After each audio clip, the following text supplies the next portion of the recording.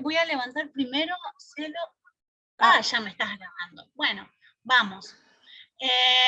Bueno, buenos días, buenas tardes, buenas noches. No sabemos muy bien acá con Caro Grufati y Sofía Álamo en los comandos, no sabemos muy bien cuándo nos vas a volver a visitar o a volver a escuchar o a volver a ver, si nos miras desde el canal de YouTube y nos querés ver. Hoy es nuestra segunda semana, 2 de 6, todavía no llegamos a la mitad, pero interesante, 2 de 6 semanas intensas, donde datos forma ya parte de tu vida y empezamos a hacer como quizás tus tías con Carolina, quizás no, quizás tus futuras colegas, digamos, futuras colegas en la facultad o colegas en otros ámbitos, por ahí te dedicas al ámbito de la comunicación y podés seguir trabajando en el futuro con nosotros, con nosotras. Hoy la propuesta de esta semana es ver los capítulos 3 y 4. Estos capítulos son súper interesantes porque abren un nuevo universo por primera vez, un universo alternativo que antes no estaba presente, que es el rol de la mujer en el programa aeroespacial. En el día de hoy nosotros tenemos una cuenta en Instagram, por ahí recién te enterás, ¿no? Ahí, Caro, si querés podemos volver, Sofi lo puso, lo podemos reiterar, las pastillas, ¿qué son las pastillas? Son algunos slides, algunas fotos con una pequeña historia para que ustedes puedan empezar a conocer algunos ingredientes que son como derivas en esta cosmovisión que estamos organizando sobre el programa espacial, la exploración aeroespacial. Algunas pastillas. En el día de hoy publicamos la pastilla número 10. En el teórico vamos a hacer con Caro referencia a una pastilla muy particular, que creo que si no me equivoco es la 3. ¿Sí? Si ya no siguen en Instagram pueden ya irse a esa pastilla para cuando sea el momento. Y en la pastilla de hoy, en la pastilla que publicamos hoy, hace referencia justamente a una revista, que es la revista Life, que en ese momento las revistas tenían como un rol muy, muy interesante, sobre todo, bueno, no específicamente en la Life, estaba la Reader Digest, que muchísimos científicos publicaban en la Reader Digest. Puedo contarles y vamos a hablar mucho sobre un personaje que es de la época, que se llama Rachel Carson. Rachel Carson, lo pueden buscar, después en uno de los teóricos vamos a hablar un poquito de ella, que escribió un libro, por ejemplo, que se llama Primavera Silenciosa, en donde toda la comunidad científica, ella básicamente decía en la Primavera Silenciosa que el uso de derribantes como el TNT en la industria, en realidad en la agricultura, se usaban estos derribantes para, digamos, generar mejores cultivos, utilizaban el TNT para no tener problemas en las gramíneas, y al mismo tiempo no tener ningún tipo de, si quieren, invasión de, por ejemplo, me acuerdo que en Santa Rosa hay una invasión de cascarudos, no sé si alguien está desde Santa Rosa capital transmitiendo, hay una invasión tremenda de cascarudos durante las noches, y estos cascarudos se meten dentro de los desagües, entonces generan algunas inundaciones, aparte de generar un problema en el campo. Entonces, durante mucho tiempo, en realidad durante 3 años se fumigó con TNT en diferentes lugares en Estados Unidos, y esto hizo que, si uno piensa y si recuerdan ustedes de lo que es una cadena trófica, o sea, de un ecosistema, al eliminar ciertos elementos de estas cadenas, ese ecosistema se rompe, y esto generó que diferentes aves perecieran. Por eso se llama la primavera silenciosa. Rachel Carson fue una mujer, una autodidacta, pudo después hacer su formación, y lo particular de ella era que ella estaba acostumbrada a hacer pequeños relatos.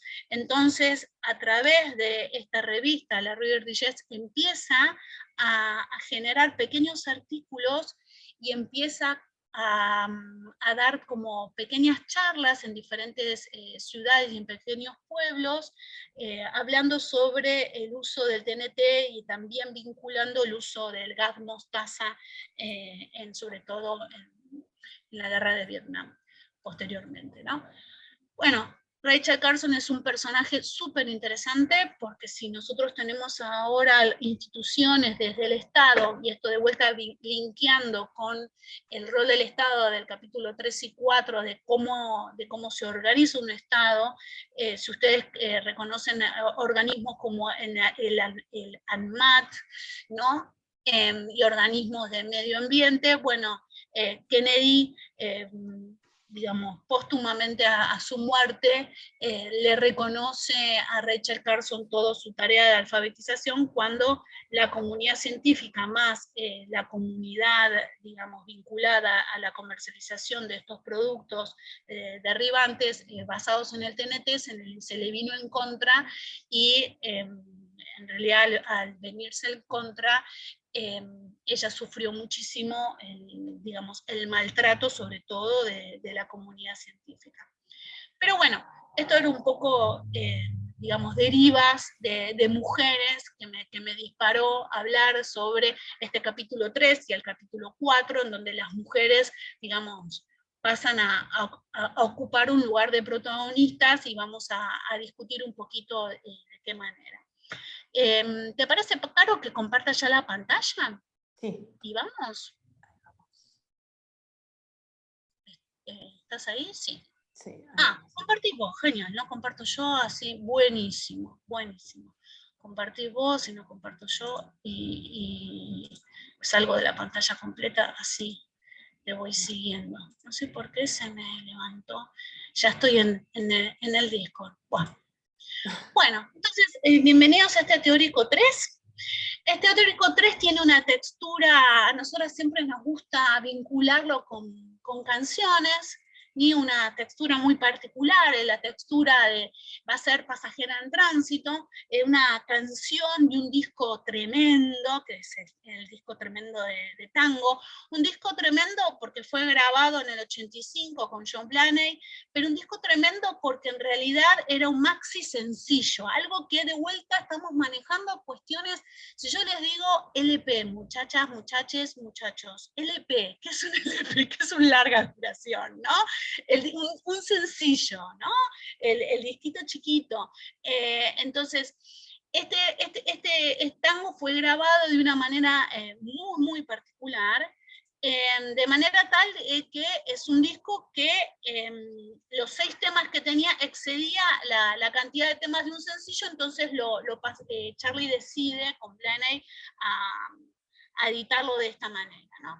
Y en este disco, esta canción, Pasajera en Tránsito y Pasajera en Trance, en lugares inciertos, cada vez que yo he visto La Terminal, ¿no? La película La Terminal, siempre me remitía a la instancia de no solamente de un aeropuerto, sino de no pertenecer a ningún lugar. Una de las cuestiones que nosotras debatíamos cuando estábamos discutiendo con Caro este teórico era en el espacio, cuando uno está volando, por ejemplo, cuando uno se está trasladando de un continente a otro, no sé si han tenido la experiencia, esa instancia es de día, justamente se pide que se cierren las ventanas, es de día, es de noche. Yo recuerdo haber visto en un lugar, porque yo no sabía, si bien el avión me geolocalizaba en el espacio, yo no sabía en qué lugar del mar estaba, ¿sí? Me mostraba en una pantalla, en una visualización un tanto, digamos, sencilla. Yo vi ahí el último partido del Mundial, y era genial porque era quizás las 4 de la mañana, pero eran las 4 de la mañana, y ¿en qué uso horario eran las 4 de la mañana? En mi reloj, y yo veía que había gente que estaba durmiendo y gente que miraba en pantallas, entonces esta pasajera en tránsito, este lugar de dormir y estar despierto, este lugar de una nave espacial, este lugar de Jamestown, que les dicen, bueno, ahora hay que dormir, bueno, ahora hay que despertarse. En la Estación Espacial Internacional, cómo se cuenta el día y la noche, cómo se cuenta cuando uno necesita dormir, cuando hay que comer. Generalmente uno sigue medievalmente pautado a través de la luz solar para establecer ciertas rutinas. Ustedes me van a decir, bueno, Estela, yo como cuando tengo hambre, pero van a ver que la rutina, o sea, la luz solar nos va indicando, bueno, ya se hizo de día, ya se hace de noche, bueno, ahora hay que dormir, bueno, ahora hay que comer, digamos, el sol parado sobre nuestras cabezas quemándonos y no generándonos ninguna sombra nos indica que es el mediodía, de manera tal de que ese es el momento del almuerzo. Bueno, cuando comen, ¿no? Cuando comen o cuando duermen, o cuando cenan, cómo se organiza esta información. Y ahí, de vuelta a la pastilla 3, Caro, si querés, ya vamos pasando esto de un amor real, es como dormir y estar despierto, cosas que va cantando Charlie en esta canción que a mí me fascina. Vamos pasando a la transparencia siguiente, que yo les quiero con Carolina presentar a El último soviético. ¿Quién es de la Soviet? Es un joven que se llamaba Sergei Krikalev. Caro, lo está mostrando ahí en pantalla. Sergei Krikalev en realidad estaba en la Mir, en una estación que los rusos habían construido. En realidad una estación, si nosotros nos tuviéramos que poner a pensar en este momento sobre la cantidad de horas en una estación internacional, bueno, tiene diferentes dificultades, ¿no? Esta estación, la Mir sobre todo, pero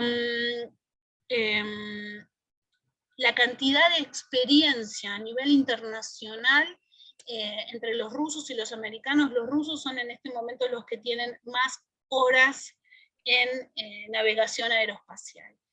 ¿Y qué es lo que sucedió? ¿Qué es lo que sucedió con Sergei? Y sucedió el 91, ¿no? El colapso de la Unión Soviética. Y imagínense, de vuelta, yo estoy, si quieren de vuelta me remito, es Tom Hanks, ¿no? En la terminal, no me equivoco, ¿no? Estoy bien. Sí. Es Tom Hanks, ¿no? Sí, sí, sí. En la Bien. película Terminal, sí.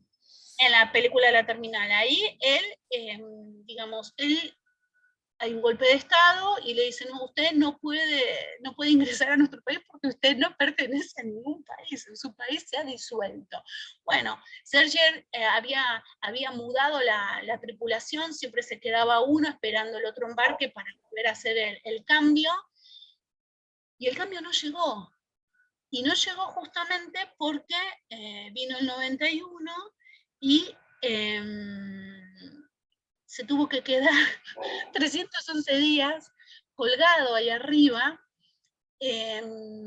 navegando, intentando comunicarse con el nuevo comando. Entonces le decían por radio, al Capcom le decían, bueno, mira, en realidad las autoridades van cambiando y vos dejaste de ser una necesidad primordial, ¿no? En este momento están discutiendo no solamente qué forma política, sino que vínculo internacional, sino que normas, sino si vamos a tener un parlamento, no vamos a tener un parlamento. Entonces, lo tuyo, tu instancia en la estación, mantenerla como puedas, trata de racionalizar la comida, te vamos a intentar llevar a través de diferentes, como lo hacían ya, a través de diferentes cohetes, algunos supplies, o sea, algunos elementos que vayas necesitando, pero trata de mantener todo. Y esa era la cara de Sergei, ¿no? Le creció el pelo. Y hay una artista plástica súper interesante que ustedes pueden ver, en donde ella no solamente toma imágenes del interior de la estación internacional, ¿no? Sino hace pequeñas intervenciones. Este es un mashup que ella hace sobre lo que lo que era la nave y cómo sobrevivir en la nave. Entonces ahí está también, imagínense una gran pregunta, ¿no? Ustedes están en un lugar y les dicen, usted no puede regresar porque en realidad el país que usted quiere regresar ya no existe. Y la normativa no existe. Hubo un dato que lo sostuvo a ser gay. Vamos a hacer como una gran pregunta, Caro. ¿Cuál es el gran dato que le permite a él, digamos, emocionalmente sobrevivir? ¿Cuáles creen que es lo que les permite a él sobrevivir? Les adelanto, Caro, vamos, ¿te parece? Sí, sí, bien. Él estaba casado, y él estaba casado con una mujer que en realidad no había conocido nunca. Bueno, después la conoció, lógicamente, se casó, dejó en tierra, pero había sido una de las personas que le habló durante 6 meses a través del Capcom. Entonces, la pusieron a la mujer a hablarle. Y a la hija también. O sea, le hablaban, la mujer le hablaba así como lo había conquistado a través de una radio, lo mantuvo lo más sereno posible. Este hombre es representante ahora también de la Estación Internacional. Por la edad no le permiten subir, pero él siempre habla de su posibilidad de volver al espacio. Podríamos generar un contrafáctico de Sergei vuelve, tipo, si quieren, vuelve, y Rusia te llama, o sea, podemos armar algo así, de que Sergei vuelve con una edad avanzada, se sigue entrenando y es miembro, y es no solamente, digamos, da clases, y habla sobre la exploración espacial a nivel de primaria y a nivel medio, sino da cursos para astronautas. O sea, es una persona súper reconocida. Lo más interesante que nosotros pusimos ahí en las pastillas, entonces, que dice es que, bueno, cuando vos despegabas la Rusia, digamos, la URSS, la Unión, la República Socialista existía, Gorbachev estaba en el poder, pues ya no. ¿No? Entonces, ¿qué pasaría si en un futuro, Caro, nosotros estamos en una exploración espacial con Musk, ¿no? Y no existe nunca más, o no existe este espacio que estamos, del cual tenemos una referencia, porque nuestras referencias somos terrícolas, entonces nuestra referencia siempre es la Tierra. Entonces, en esta pasajera en trance, vamos, si querés, Carito, a la siguiente, ¿no? Estela, acá había un comentario de Gabriela que dice, ¿esto sería equivalente a Ed, Gordo y Dani varados en el espacio? Porque el Apolo 23 explota, ¿no? En la serie.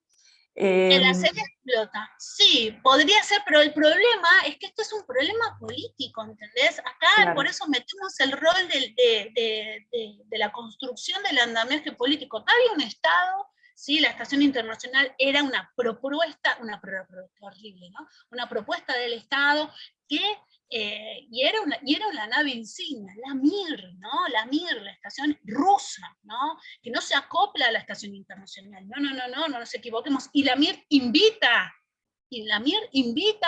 ¿sí? A diferentes astronautas de diferentes países a que la exploren. Y este pibe pobrecito durante un año la estuvo atando con alambre, porque con lo que tenía solucionaba. Y también regeneraba oxígeno, porque no lo contamos, porque todavía no es tiempo, y ahora que estamos entrando en el capítulo 3 y 4 lo podemos ya contar. Hay que tener una, digamos, nosotros dijimos que en nuestro primer teórico que el diseño de una interfaz, el diseño de una arquitectura es una forma silenciosa también de alfabetización, ¿no? El diseño de las cápsulas, ¿sí? Todo el diseño es para un determinado tipo de cuerpo, ¿sí? Que tiene que tener no más de 1,82, no pesar más de 80 kilos, ¿sí? A lo sumo 81, o sea, está hablando también no solamente con determinado estereotipo y tipo de cuerpo, ¿no? Si ustedes se fijan, los astronautas no son hombres musculosos, catobicas, no sé cómo explicar, ¿cómo lo dirías, Carito? Hombres, no sé, músculos, no sé. No son bailarines. ¿Eh? No, pues Y la se me figura del representa Ricky bailarín. Ford. Claro. Se me representa Ricky Ford, pobrecito, que Dios lo tenga en la gloria. Pero lo que quiero decir es, hay una configuración de cuerpo, ¿no? Y un cuerpo que tiene, que está adaptado y que puede soportar determinado tipo de presión, sobre todo el tema de los match, ¿no? De la gravedad sobre la presión sobre el cuerpo. Y un consumo de aire. ¿Qué quiero decir con esto, Caro? Un consumo de aire. Las mujeres consumimos menos aire que los hombres, técnicamente. Si yo tengo un tanque de buceo y me pongo a nadar a 6 metros, ¿sí? Me pongo a bucear a 6 metros, mi tanque y el consumo del aire va a ser totalmente diferente. Y el tema del aire es un gran problema. ¿Sí? De cómo consumen estos pulmones es un gran problema, porque no lo puedes regenerar. Entonces, gran parte, ¿sí?, del diseño está pensado de cómo haces para sobrevivir ahí.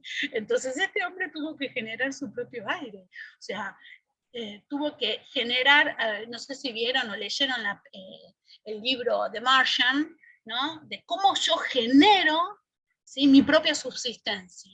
Bueno, esto que ven en The Martian, el marciano, estuvo presente en la cabeza de Sergei. A ver, ¿cómo hago para subsistir? ¿Y cómo hago para respirar menos? Entonces la mujer lo tranquilizaba. La frecuencia cardíaca, ¿no? Porque si yo estoy súper excitado, ¿sí?, si yo estoy todo el tiempo en alerta, mi consumo de aire digamos, es un 25% más. Entonces, estos son todos elementos que también les pueden llegar a servir para desplegar en esta narrativa contrafáctica que estamos como proponiendo, ¿no? Estela, ahí Gaby suma también algo que nos da buen pie para el siguiente slide, que dice, bueno, también el hecho de que justamente estaba todo condicionado para hombres, ¿sí? Y luego lo tuvieron que recondicionar para Molly, ¿no? Trayendo el tema también... de Molly Cobb. Exacto. De Molly Cobb. Bueno, también el problema, ellos tenían esta imagen femenina. No sé si ustedes tuvieron la oportunidad de ver el 3 y el 4, Molly no da con el parámetro. Le dicen, bueno, poné cara linda, intentá. Nos estamos buscando una mujer que sea, por eso pusimos la revista Life, que sea, voy a decirlo en términos modernos, instagrameable, una mujer que genere y que sea una heroína, ¿no? Que represente el icono de la mujer estadounidense, la mujer que acompaña. Bueno, Molly Cobb no acompaña, Molly Cobb fuma marihuana, Molly Cobb se emborracha, y Molly Cobb lo que le interesa es su propia carrera, que en realidad ahí, entre el capítulo 4, hay como una conversación fuerte entre su directora, que le dice, campeona, ponete a estudiar. Porque si vos querés, digamos, no solamente el sorprender, pero superar, ¿sí?, ahí la vemos a Molly, bueno, si vos querés superar, en realidad la única manera de superar al otro es a través de la cabeza, y vos te estás olvidando de tu cabeza, porque estás en la competencia y no estás en la cabeza, ¿no? ¿Se entiende? ¿Vamos bien con lo que estoy señalando?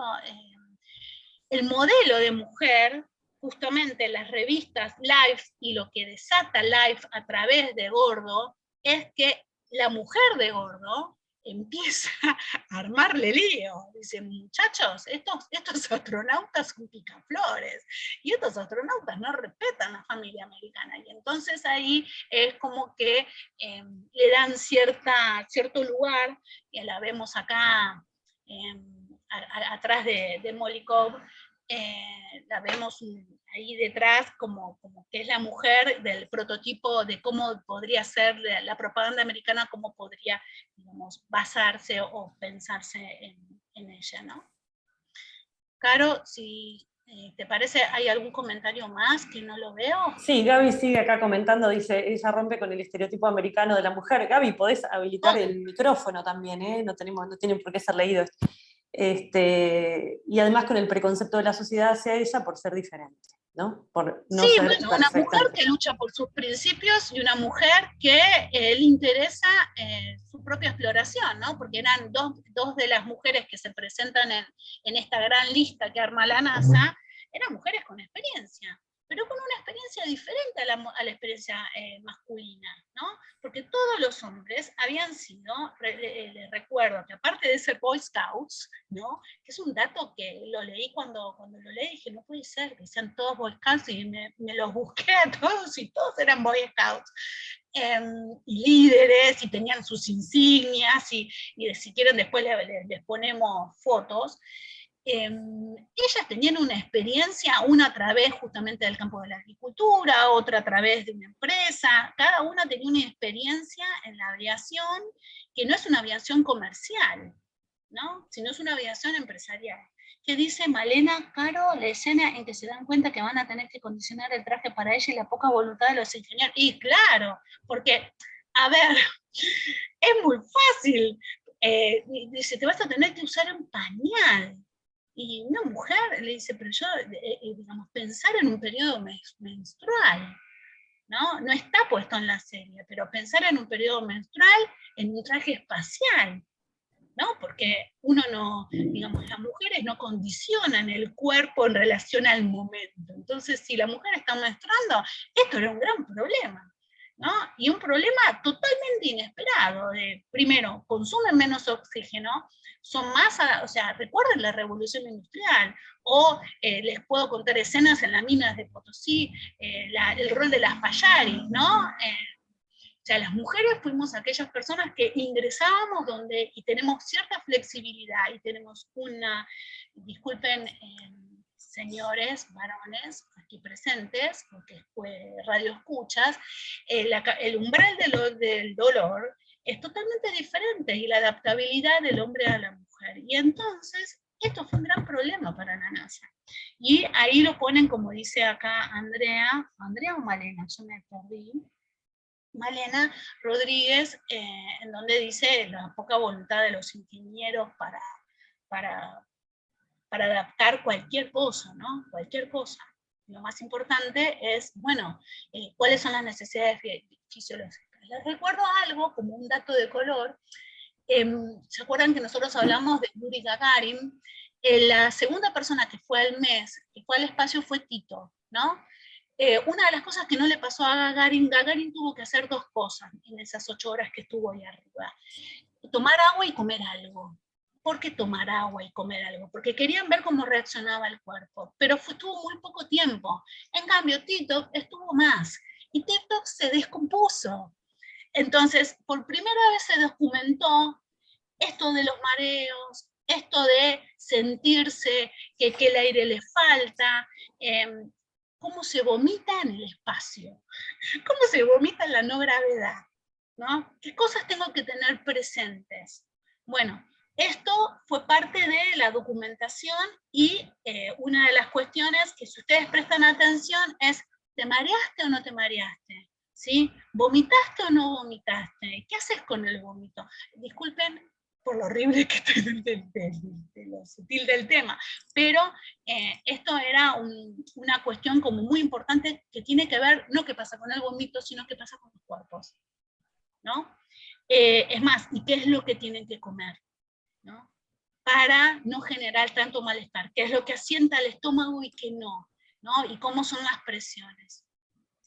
¿No? ¿Querés leer? Hay más comentarios que me los estoy perdiendo, Carito. ¿Querés ir viéndolos? ¿Los querés así? Ahí, bueno, Andrea sumaba esta idea de que, dice, me parece re loco el hecho de que llevar una mujer al espacio no fue necesario para ellos hasta que lo hicieron los rusos. Y sí, bueno, porque son principios de vuelta al rol del Estado y los principios políticos y los principios, si quieren, políticos ideológicos. En la revolución en Rusia, desde el 17 la mujer es protagonista, pero no es una protagonista, bueno, si estuvieran en mi escritorio, en mi otro escritorio verían algunos cuadros de la mujer revolucionaria, ¿no? Pero no es una protagonista silenciosa, sino es una protagonista necesaria. ¿No? La revolución obrera es una revolución en donde la mujer y el hombre están en igual condición. Por lo tanto, la mujer tiene que trabajar y digamos, trabajar en el sentido de construir una nueva nación. Y el rol de la mujer y la preparación de la mujer es totalmente, digamos, en paralelo hacia el hombre. Y Valentina Tereskova es el gran ejemplo. Y ellos lo sabían, ellos sabían que no estaban, digamos, el programa americano sabía que en términos de mujeres hay una ausencia. Fíjense que había muchísimas mujeres trabajando alrededor del programa. Hay un librito que se llama Mujeres en la NASA, que ustedes tienen en un PDF, en donde ustedes van a ver personas brillantes, mujeres brillantes, que trabajan en el campo de la matemática, que trabajan en el campo de la química. Vamos a poner algunas transparencias, una solamente hoy, que en realidad luchan por tener su espacio de formación universitaria de vuelta, ¿no? Como Rachel Carson, lucha por tener el espacio y al mismo tiempo y con la misma igualdad de poder estudiar en una universidad y tener un espacio en un programa como llegó a ser la NASA, que yo, la verdad, el número de 400.000 personas en el momento auge del programa es una gran ciudad, 4.000 personas, 400.000 personas, ¿no? Es una ciudad, ¿no? Entonces, bien. Carito, ¿vamos? ¿Te parece? Sí. No, pensaba en esto de que la mujer, el rol de la mujer forma parte de una anticipación política, digamos, en el caso de los rusos, que tal vez digo, no es parte de la misma anticipación en el caso americano. Digo, ahí hay como, no, digamos, vinculado también al modelo social, a la revolución soviética, digamos, a todo. El modelo social, bueno, ya tenemos la ética protestante y el espíritu capitalista. Si querés me voy hacia atrás en el tiempo, ¿no? Pero la ética protestante no te hace tener un rol femenino, ¿no? Tampoco me quiero ir a mi ídola, claro, a Rosa Luxemburgo, si querés, ¿no?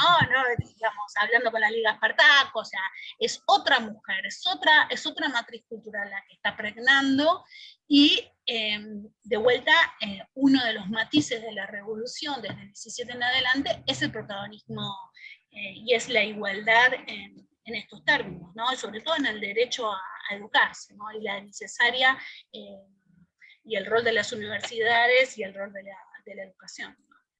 Pero acá nos detenemos un minuto, si quieren, en esto, y vamos con esta idea del Renacimiento. Nosotras les contamos, y cerramos el teórico anterior, y les hablamos de este librito, este hermoso librito de Peter Watson, ¿no?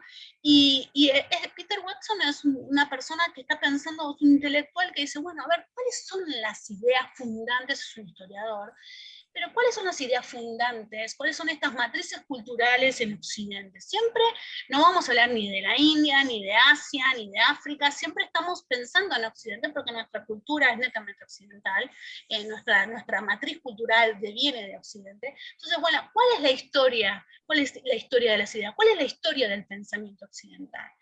Y él, Watson, identifica 3 momentos, ¿no? Y lo dijimos, y vamos a ir retomando el día de hoy estos 3 momentos.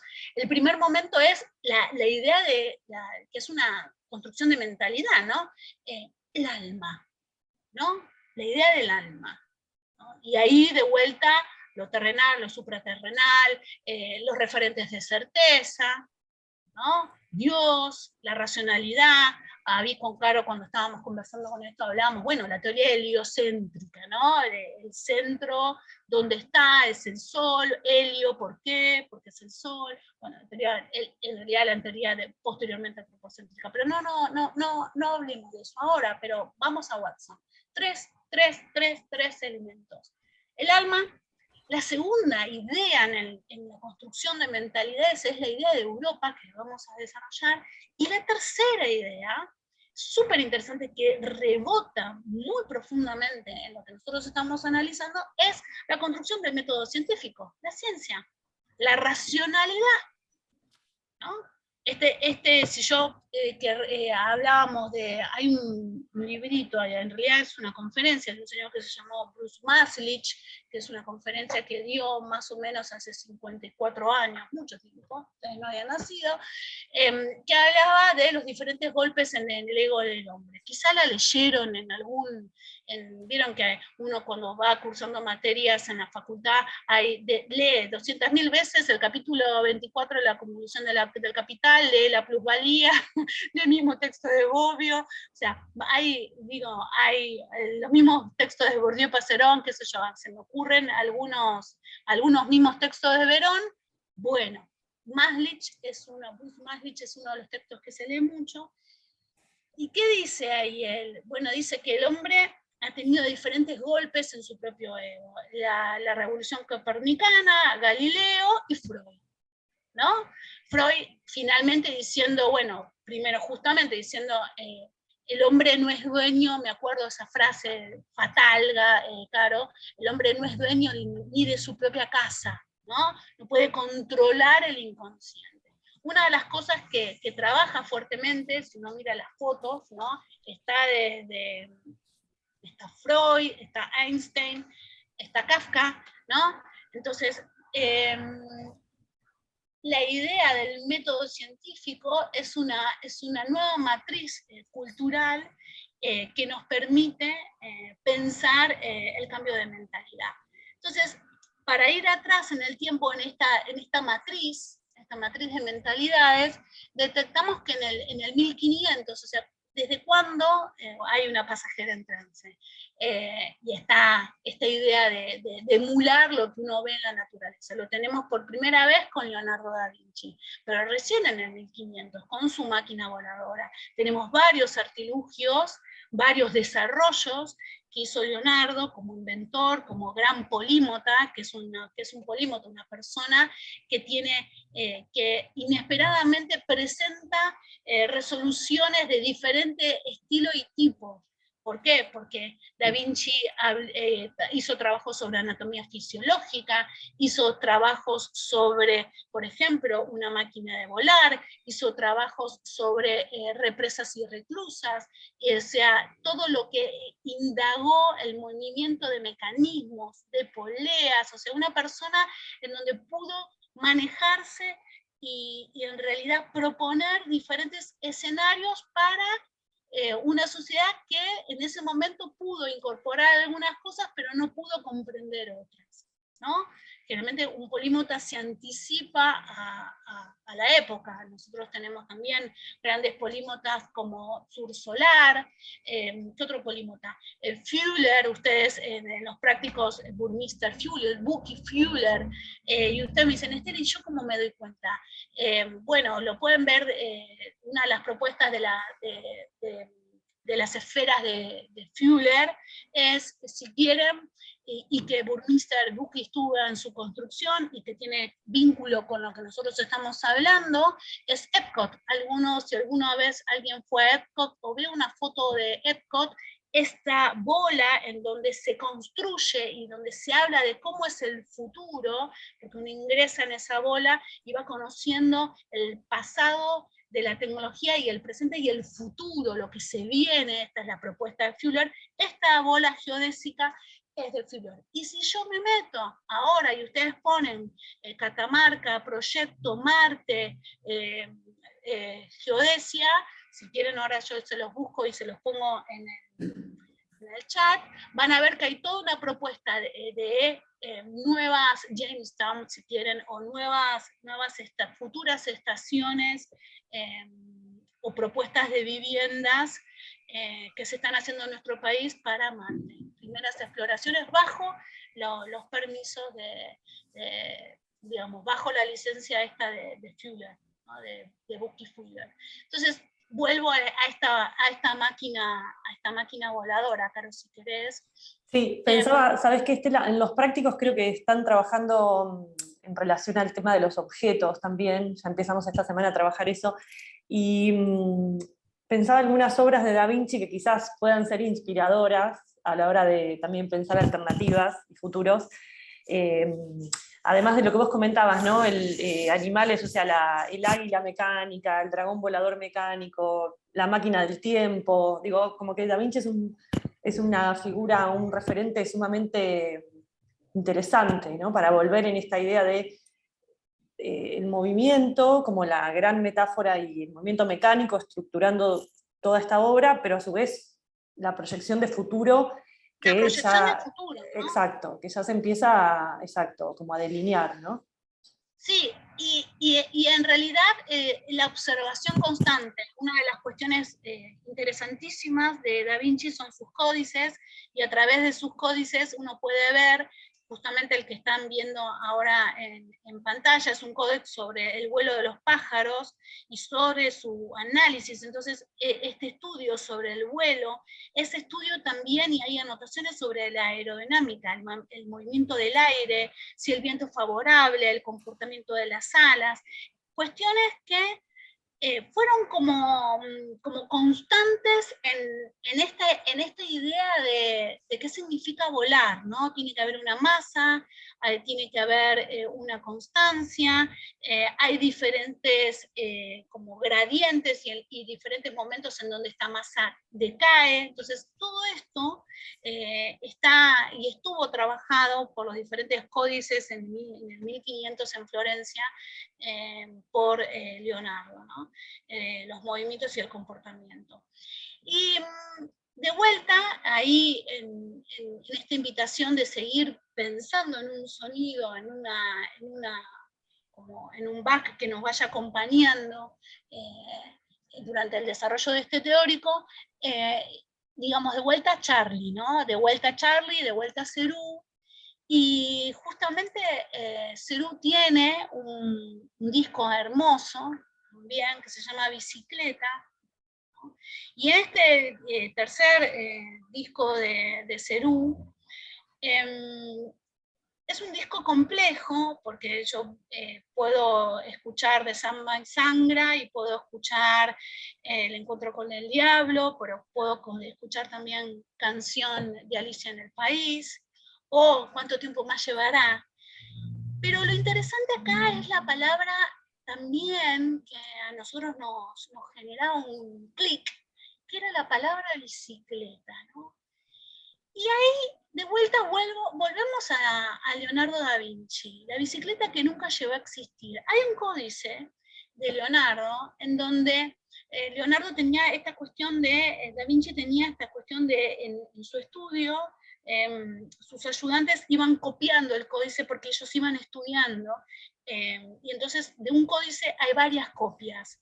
En una de las copias aparece este dibujo que ustedes tienen en el extremo, pero no aparece en ningún lugar más y no hay detalle ni hay reformulación. Entonces ustedes van a ver instalaciones. Yo me acuerdo de haber visto varias instalaciones sobre los artilugios y máquinas de Leonardo, y una es la bicicleta. Me dice, Estela, ¿y esto qué tiene que ver? Muchísimo tiene que ver, y se van a dar cuenta ahora por qué. Esa bicicleta, Leonardo una de las cuestiones más, de las controversias en la historia de Leonardo da Vinci y en el desarrollo de Leonardo da Vinci, son los grandes fakes. Bueno, este es un fake, entonces ustedes pueden ver una instalación con una bicicleta que nunca existió, porque solamente aparece garabateada con otro color de tinta y fechada esa tinta con otra fecha. Vieron que uno con el carbono puede datar, ¿sí? Y justamente por los diversos escáneres con los cuales se están trabajando hoy en día, uno puede analizar la textura de tintas. Bueno, eso fue construido, fue elaborado, fue un apunte tremendamente posterior, 200 años posterior.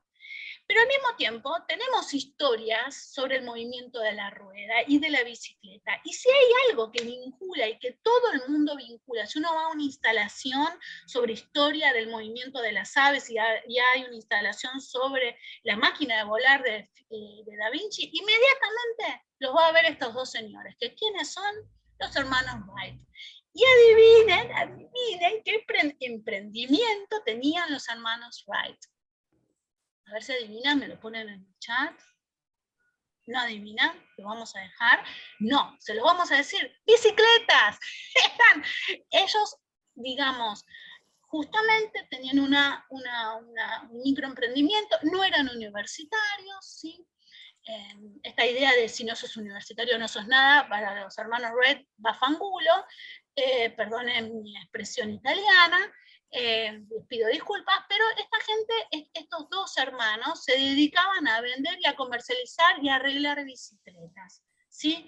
Y gracias a parte del movimiento y la inspiración, más los dibujos de Leonardo, en 1903 empezaron a incursionar, había en Alemania también en paralelo otras incursiones, pero la primera vez, y es lo que a nosotras nos impacta, ¿no? En términos de la temporalidad, ¿no? de lo escaso de la temporalidad, que si ellos habían inaugurado en 1892 las bicicletas, en 1904 ya estaban haciendo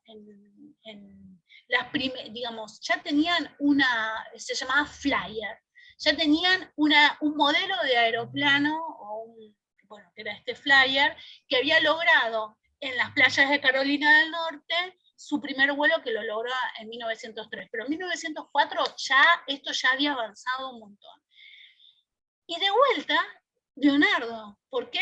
Porque ¿por qué es en Carolina del Norte? Porque había viento constante, ¿no? El viento no es un prende y apaga como la Pehue. El viento hay diferentes, y lo que ellos analizan muy sucintamente son los patrones del viento, ¿no? Y al analizar los patrones del viento se dan cuenta que en estas playas podían establecer ciertas estabilidades, y es que gracias a un mecanismo parecido al de la bicicleta, ¿sí? Con el apoyo, pudieron hacer que un aeroplano se elevase. Vamos a la siguiente, Caro, ¿vamos bien hasta ahí? ¿Nos soportan? Ahí ven una de las fotos. Este Flyer, como se llamó el primer vuelo, hizo 284 metros en casi 60 segundos. Una proeza tremenda a una altura de 3 metros, o sea, una locura. 3 metros, nada, ¿no? Pero lo que más nos impacta en esta historia es que ya en el 1908 patentan el aeroplano, ¿no? Y adivinen, este es un dato que encontramos investigando. Dice este libro, Peter Watson, cuando habla de la exploración espacial, que Neil Armstrong, vieron que ¿cómo se llama? Estos aeroplanos tenían ciertas telas, ¿no? Todas tienen unas telas que unen las partes de madera. Todavía no estaba el aluminio en ese momento. Y dicen, vaya a saber si es cierto, ¿no? Que cuando el 20 de junio Neil Armstrong digamos, dice, bueno, el pájaro ya está, ya aterrizamos, llevaba un trozo de la ala del Flyer del 1903. Incomprobable. Incomprobable, de vuelta, estas son todas narrativas que hay sobre este vínculo entre los hermanos Wright, ¿no?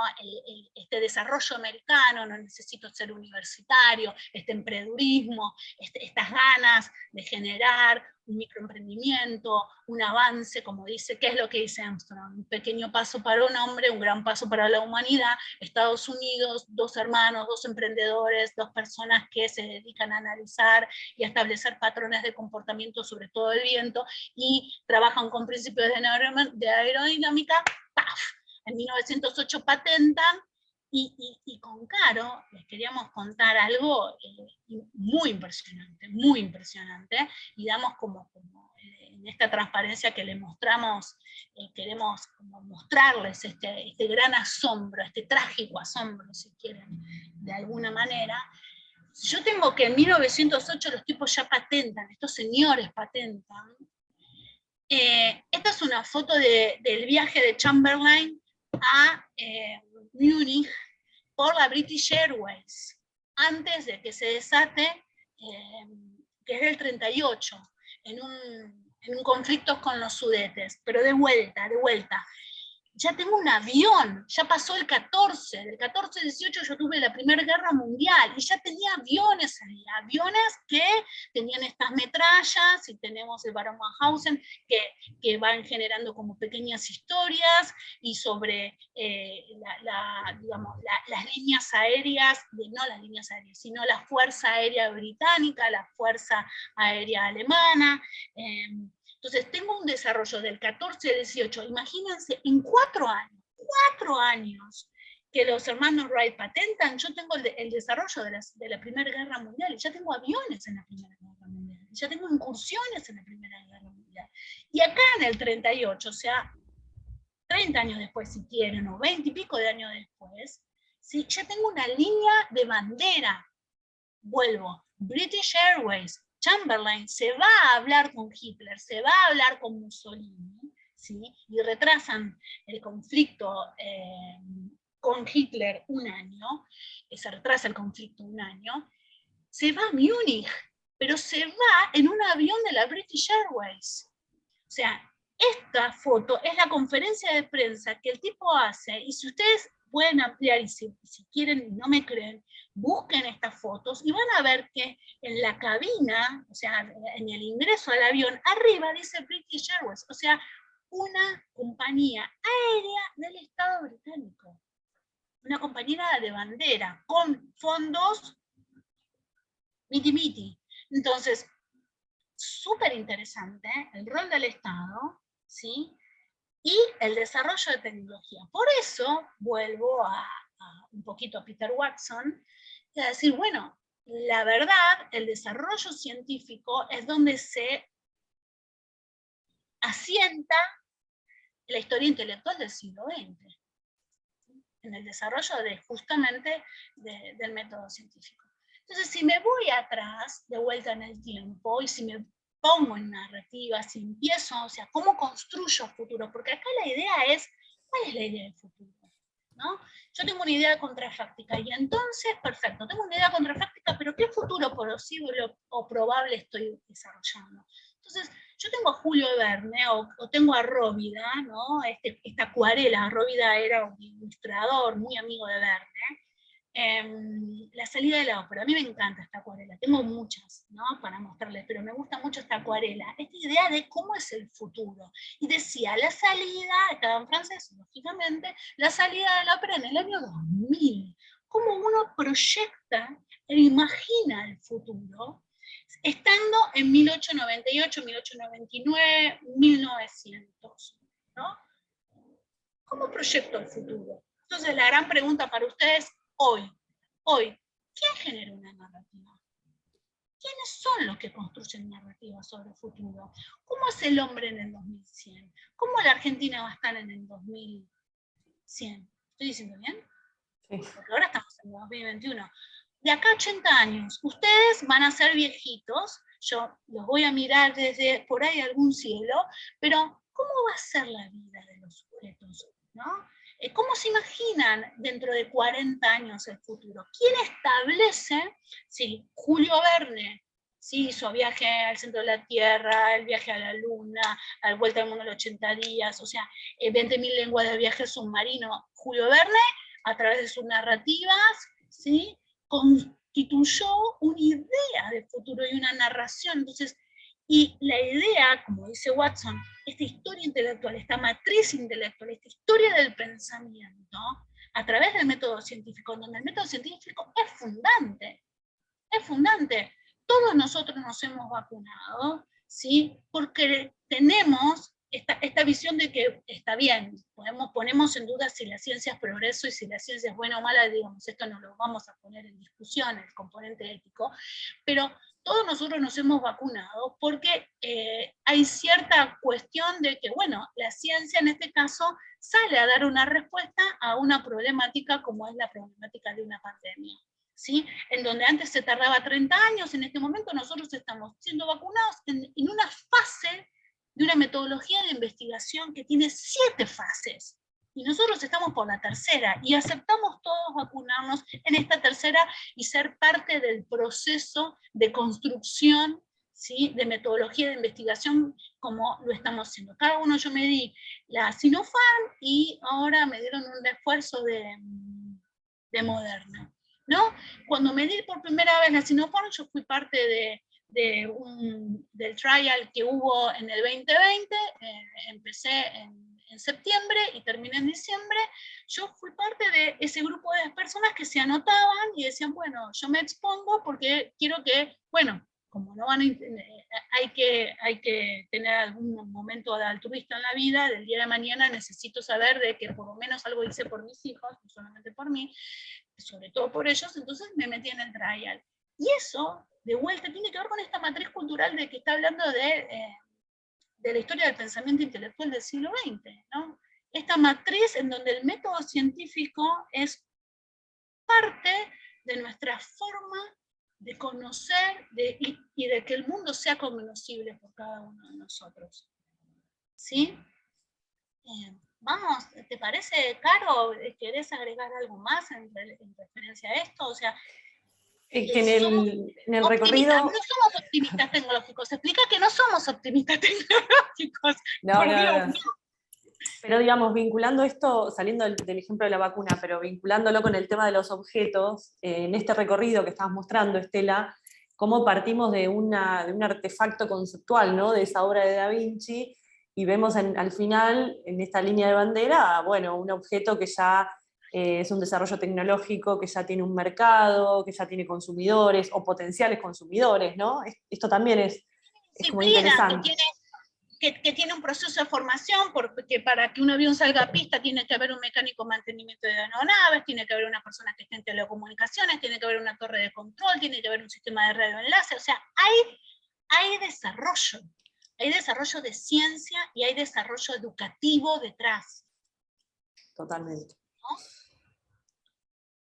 Bien, bueno, este es el libro que yo les estaba comentando, hay Historia intelectual del siglo XX y Historia de las ideas, son los dos libros que estamos como comentando en este momento de Peter Watson, que nos permiten comprender un poco más esta serie y el entramado en la cual esta serie, o si quieren en el entramado en donde el 60 se está inscribiendo, ¿no?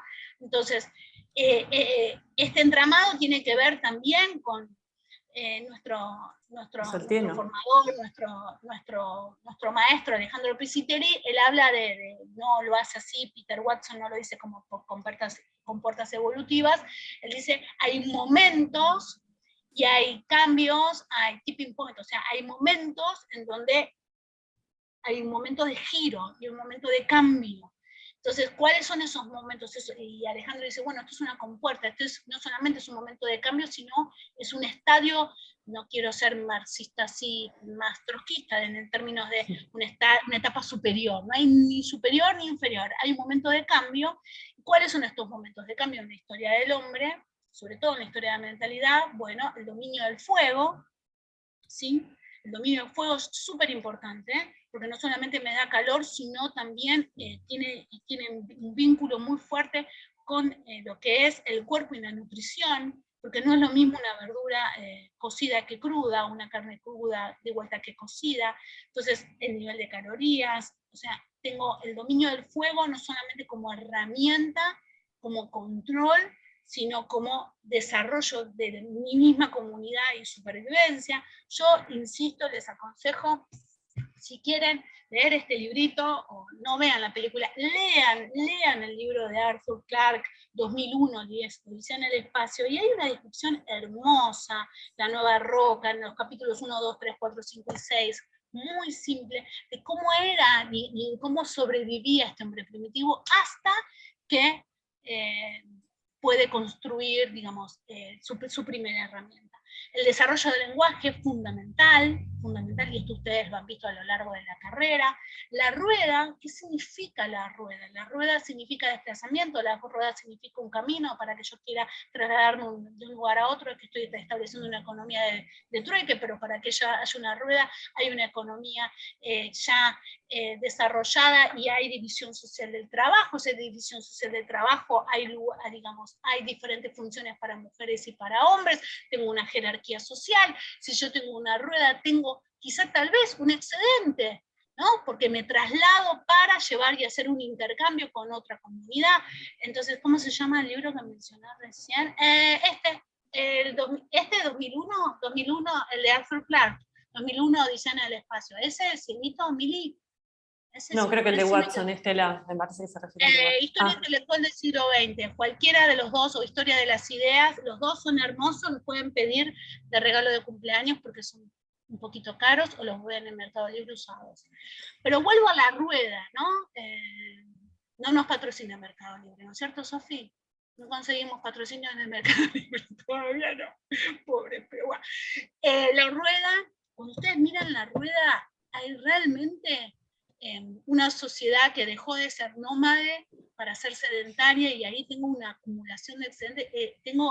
Me explota la cabeza para darles la cantidad de ejemplos que yo, a través de que veo una rueda, veo la constitución de pequeñas aldeas y de futuras ciudades. Me da decirles en el siglo XII la medialuna del Valle francés y la construcción justamente en esta medialuna del intercambio entre aldeas. Para eso yo necesito una rueda, indudablemente, ¿no? La evolución de la arquitectura pegado a esto. Ahí pusimos con Caro las espadas. Lo que quería decir es una herramienta de intimidación hacia el otro. Ahora puede ser una flecha, puede ser un hacha en el neolítico, un hacha, pero la construcción de una herramienta en relación a dominar a otra persona. Por eso pusimos, y en este caso, la historia de la guerra, ¿no? La historia de la apropiación, de lo que no... De terrenos, la apropiación de diferentes, la apropiación y conquista, ¿no? Una cosa que nos pareció como súper interesante, la invención de la palabra fábrica. ¿Qué significa fábrica? Del espacio de la fábrica, ¿no? O el descubrimiento de la fuerza de gravedad, o si tienen la idea de la vida misma, ¿no? ¿Cuánto dura una vida? ¿Qué es la vida? ¿Qué es estas preguntas existenciales de un niño a los 6 y 7 años? ¿Quién soy? ¿Para qué vine a este mundo? ¿Por qué existo? ¿Qué es la vida? ¿Qué es la vida? ¿Cómo yo le explico a alguien qué es la vida? La vida tiene que ver con lo finito de la temporalidad de un sujeto, la vida tiene que ver con un fenómeno de una observación natural, la vida es un átomo. ¿Cómo yo defino la vida? ¿No? Y si quieren, no lo pusimos ahí, la penicilina, ¿no? Hablamos, Caro, sobre la penicilina y no la pusimos. Bueno, que cuando yo estoy observando la penicilina, lo que estoy descubriendo es la vida a través del microscopio, descubro bacterias, descubro virus, descubro microbios. Entonces la penicilina es el elemento que también cambia la historia en lo que refiere a la salud, y cambia también parte de nuestra modernidad, ¿no? Y si quieren, lo que es un buscador como ¿no? Ahí Luciana sumaba también el comentario de que en el libro de Harari, de Sapiens, ahí también está el desarrollo de las revoluciones en la historia del hombre, ¿no? Claro, pero vos, ahí queríamos hacer como una cuestión más sociotécnica, claro. Más de objetos, claro, más si se quiere, si no, se nos permite el abuso, ¿no? Más tecnológica, salvando el detalle que está el lenguaje en el medio. Y bueno, sí, digamos, esto quizás lo seguimos desarrollando un poco más el jueves, esto de lo sociotécnico, ¿no? De dejar de pensar en términos de dicotomía, donde uno tiene por un lado lo social y por otro lado lo técnico, o el artefacto tecnológico, y de ver cómo una sociedad está, digamos, cómo la tecnología está imbuida de una sociedad y cómo esa tecnología permite que esa sociedad exista y se sostenga como tal, ¿no? Como una cosa, una conjunción indisociable en ese sentido, entre estas dos dimensiones.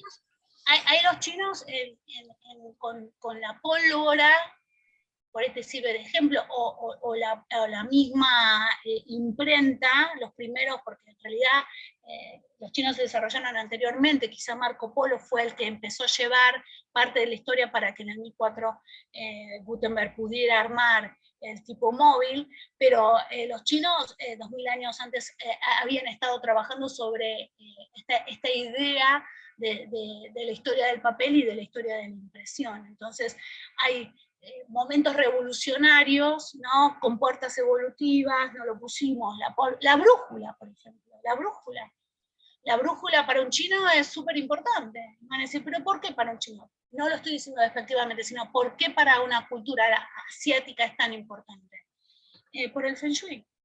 Porque por la propia energía, por cómo distribuyo, ¿sí? Y cómo me desplazo en el mundo, porque tiene que ver con una cosmovisión que nosotros no tenemos, porque somos occidentales y cristianos en su mayoría, yo no tanto, pero lo que quiero decir es, sí, formo parte de una cultura cristiana, pero lo que quiero señalarles es que cómo se organiza el mundo y cómo se entiende la vinculación entre naturaleza y sujeto es muy diferente. O sea, dónde está el este, dónde está el oeste, dónde está el norte, dónde fluye la energía, y en función de eso, toda la construcción. Por ejemplo, si yo me fijo en la ciudad de Beijing, y si me fijo en el Templo del Cielo que les hablé la semana pasada, o donde estuvo nuestro presidente, en la ciudad prohibida, hay un eje que atraviesa la ciudad de Beijing, norte-sur, que tiene que ver con el este y oeste, y en el piso, hace más de 2000 años, está marcado cómo tiene que orientarse esta ciudad. Y es espectacular. Y esto es gracias a un artilugio como es la brújula, pero no es la brújula, no es el objeto, como diría Caro, no es el objeto, sino el entramado y el dispositivo social que se organiza alrededor de este entramado, que es lo que nos interesa cada vez más. ¿Cierto, Caro? Sí, Estela, nos quedan 15 minutitos, así que tenemos que meter pata acá. No cuento más historias. Perfecto. No, perdón, bueno, pero digo, cuento también. Vos sabés que soy una gran narradora. Sé bueno, lo que faltan de los slides, por eso. Está bien. Bueno, ahí volvíamos a 2001, ¿no? Dice el espacio, esta imagen de Kubrick, ¿no? De este mono que descubre que puede, este sapiens que descubre que a través de una herramienta puede empezar a modificar el entorno, ¿no? Y lo interesante de vuelta de Watson es la construcción de todas estas ideas abstractas concebidas por el ser humano, este diálogo que uno tiene. Muchas veces ustedes seguramente cuando están desplazándose en el colectivo, están en su casa, están haciendo la comida, o están, por ejemplo, cuando yo plancho, diálogo conmigo, estos diálogos internos, estas ideas abstractas, bueno, de esto estamos hablando.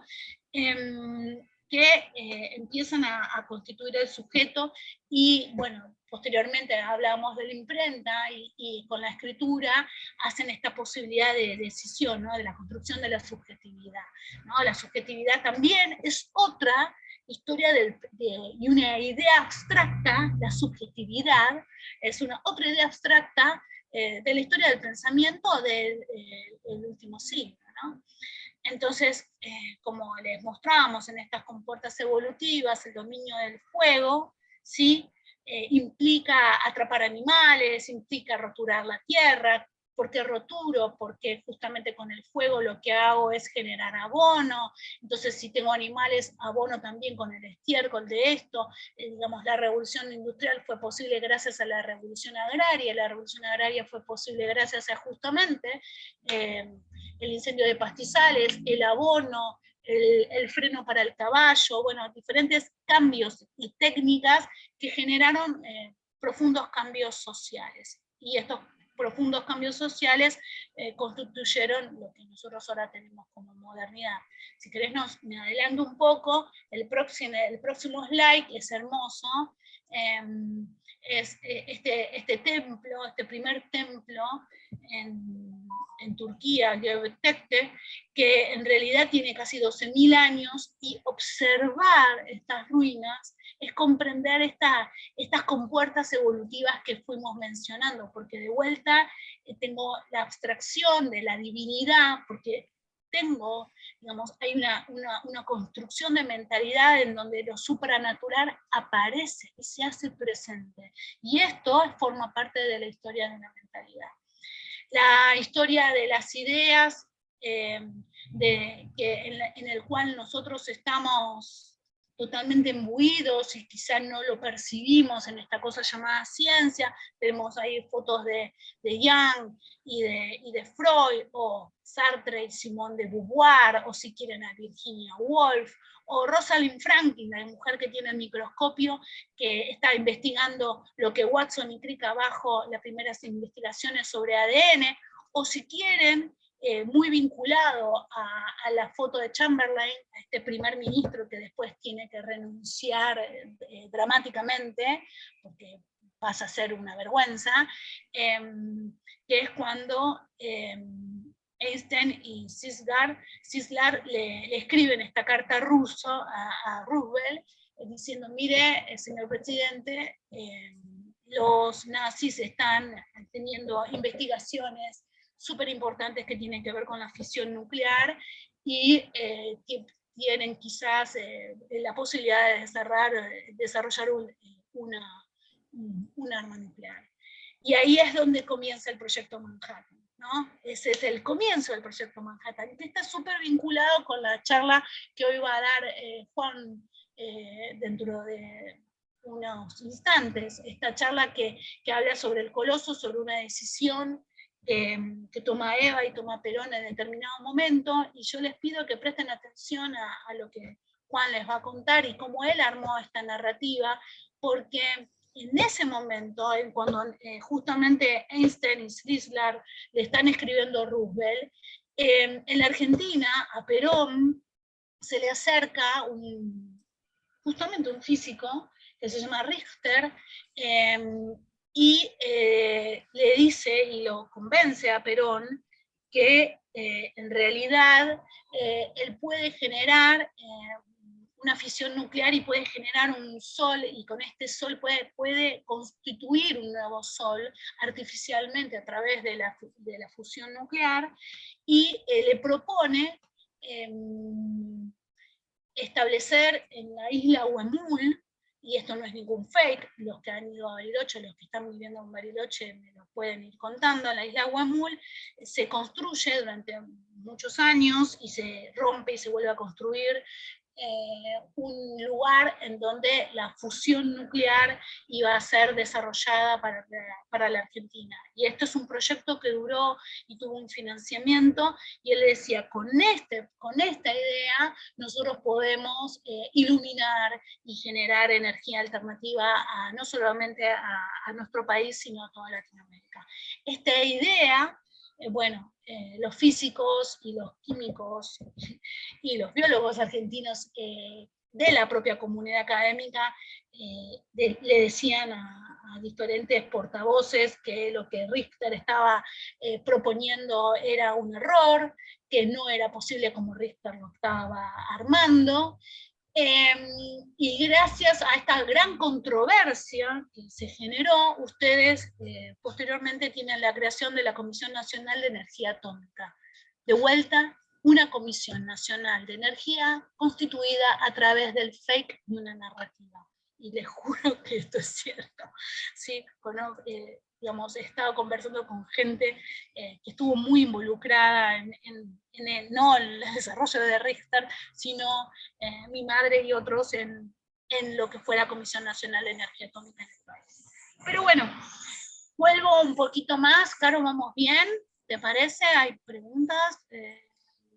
No, ahí hay un comentario de Martín que decía, bueno, invitando a la charla, ¿no?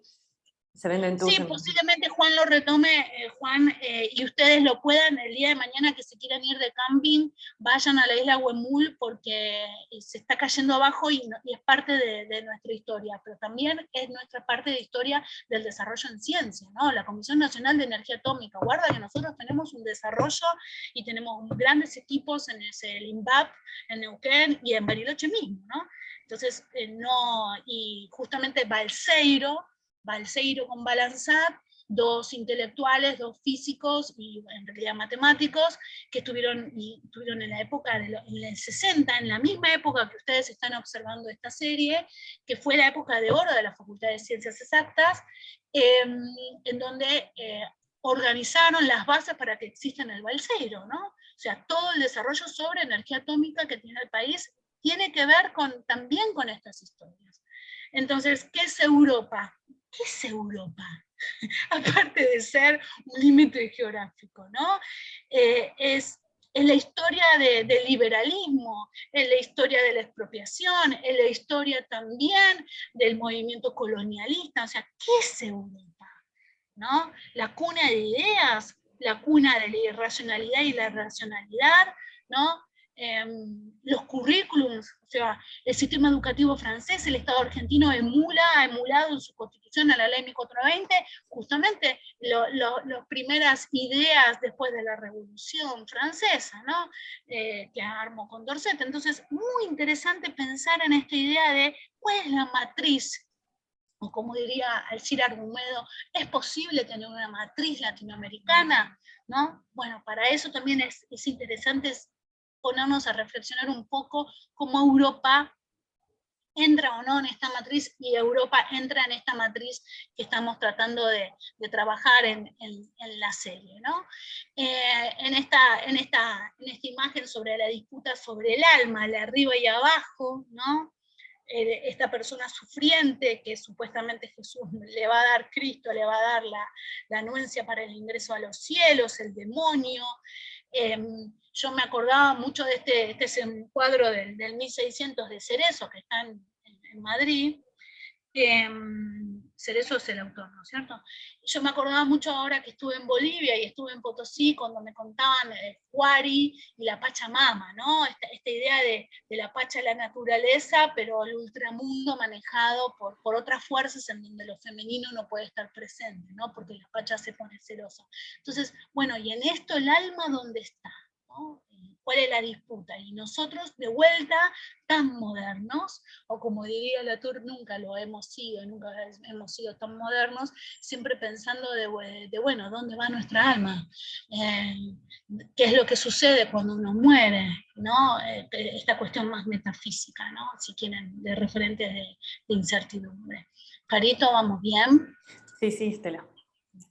Bien, y para hacer un jump, ¿no? Para pegar un salto hacia el futuro, este spin-off que les proponemos, el 60 realmente todo lo que ustedes están viendo en la serie generó un cambio, y es una compuerta evolutiva. De vuelta insistimos, ustedes tienen desde Bob Dylan y su vínculo con los movimientos sociales y de protestas en California, Bob Dylan vinculado a el movimiento de Martin Luther King. Bob Dylan canta cuando Martin Luther King hace su gran discurso I Have a Dream, ¿no?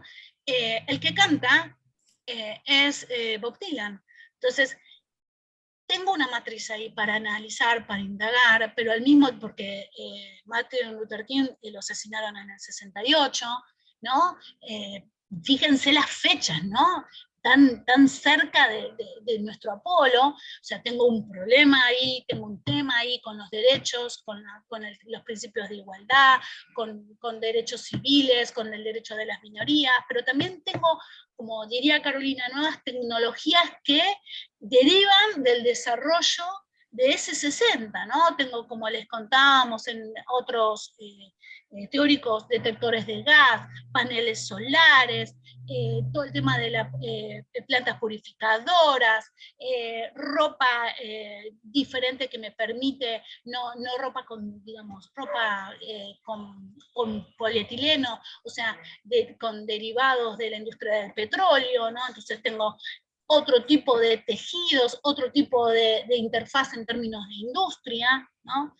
¿Qué más tengo? Tengo por primera vez comida que se congela, tengo congeladores, tengo todo el desarrollo de la línea blanca, ¿no? Yo me acuerdo haber ido a la casa de mi abuela, en el cual, en el patio, en el fondo, ella tenía una heladera de madera y entraba a lo Martín Caradagian, el hombre de la barra de hielo, que traía hielo. Bueno, la idea de que el alimento se puede conservar, y si se conserva tiene aditivos. ¿Y cómo son estos aditivos? ¿No? Entonces, todo el tema de la exploración y el entramado de la instalación de la telefonía, en medicina un gran cambio, en medicina una gran controversia sobre el control de natalidad y sobre el deseo de la mujer, ¿no? De todo el desarrollo de las píldoras anticonceptivas, tengo el desarrollo de las primeras máquinas de diálisis, tengo por primera vez, después del 60, algo tan loco como puede ser el rol de un anestesiólogo. ¿Cómo se dormía la gente anteriormente? Con formol. Entonces, era muy gracioso. Estaba el paciente, bastante horripilante en vez de ser gracioso. Estaba el paciente sentado en la camilla y había una persona, una enfermera, que le iba diciendo, doctor, doctor, se despierta. Bueno, póngale más, doctor. Entonces estaba uno haciendo el medio de la operación y empezaba, entonces cuando se empezaba a quejar, no empezaban a dormir. Yo tengo mi padre era médico cirujano y siempre me contaba, cuando era chica, las personas que se iban despertando en un no tiempo, ¿no? Entonces, toda la industria que surge después, la industria farmacéutica y también los derivados de profesiones dentro del campo de la medicina.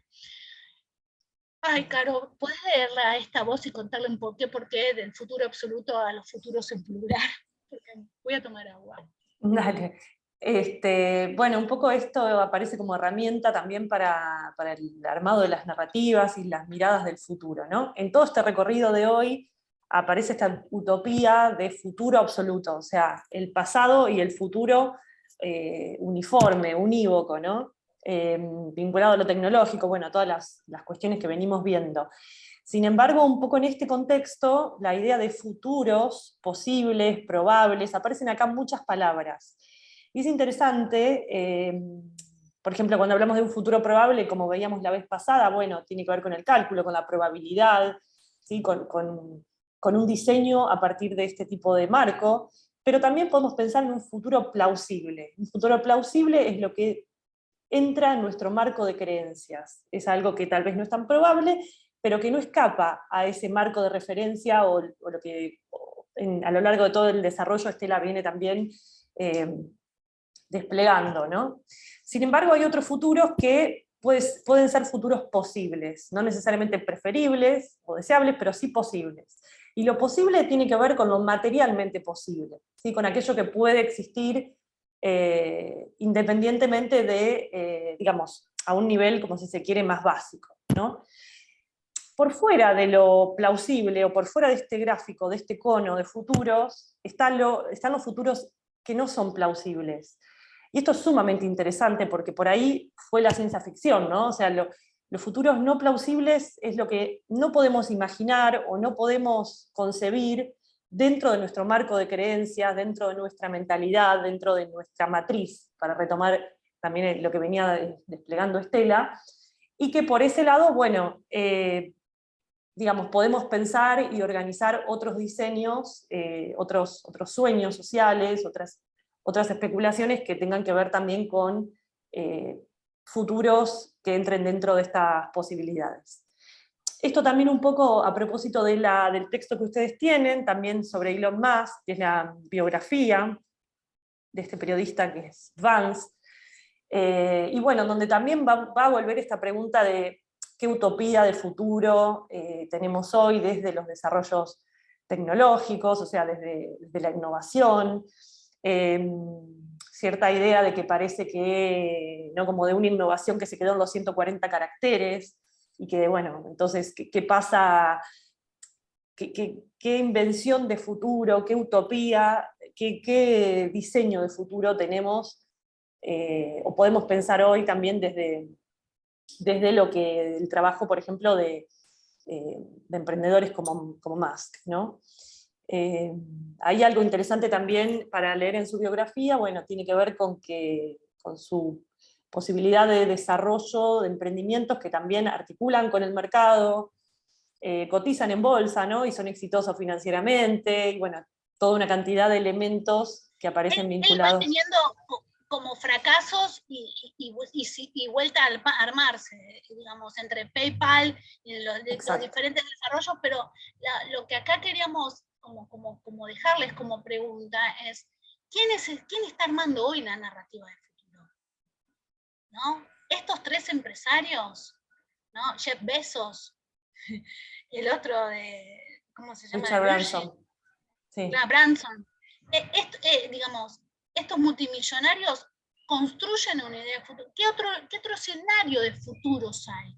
De vuelta, al principio, por eso íbamos a mentalidades. Bueno, hay palabras y hay compuertas que tenemos y hay una mirada diciendo, bueno, ¿qué otro escenario es posible? Porque tenemos la distopía, pero ¿y la utopía dónde está? ¿Quién marca la utopía hoy? ¿No? En un momento en donde el liberalismo y la derecha avanza como está avanzando. ¿Cuál es el escenario de utopía?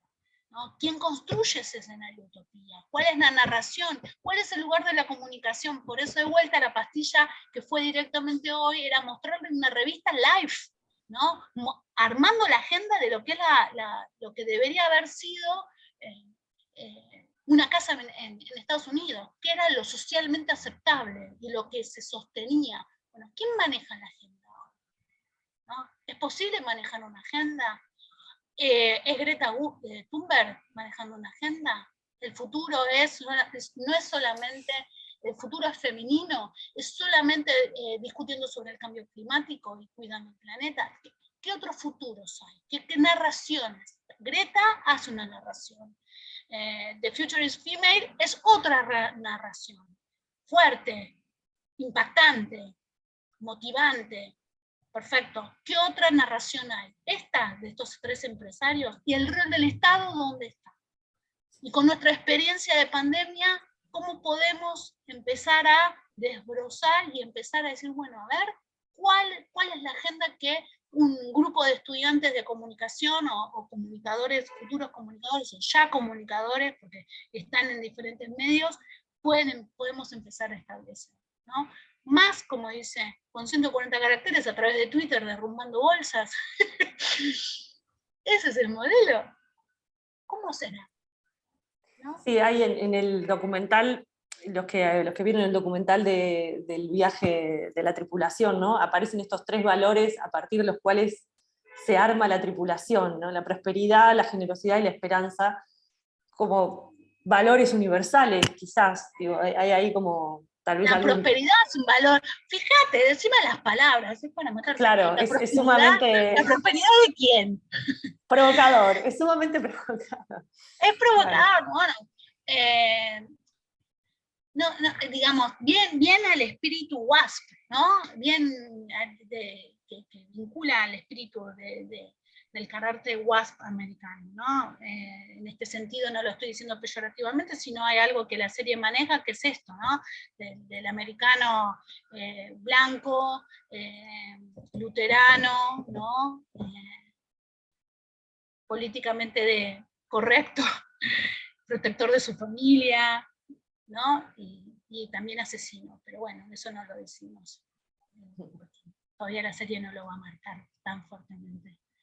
Pero en los diálogos habla sobre los daños colaterales. Y bueno, qué diálogo, ¿no? Bueno, claro, preguntas, comentarios, así ya los dejamos ir a merendar, algo que les quieran comentar, abrir micrófono, Sofía, algo que quieras comentar, invitarlos ahora a la entrevista que se va a realizar. Sofía la vas a liderar sobre el Coloso, ahí está mostrando el libro Sofi, sobre el Coloso, muy interesante, y vamos por ahí el jueves a comentar un poquito sobre el programa de Richter y la vinculación con Perón para seguir trabajando esta narrativa, ¿no? En términos de tecnología. Caro, sí.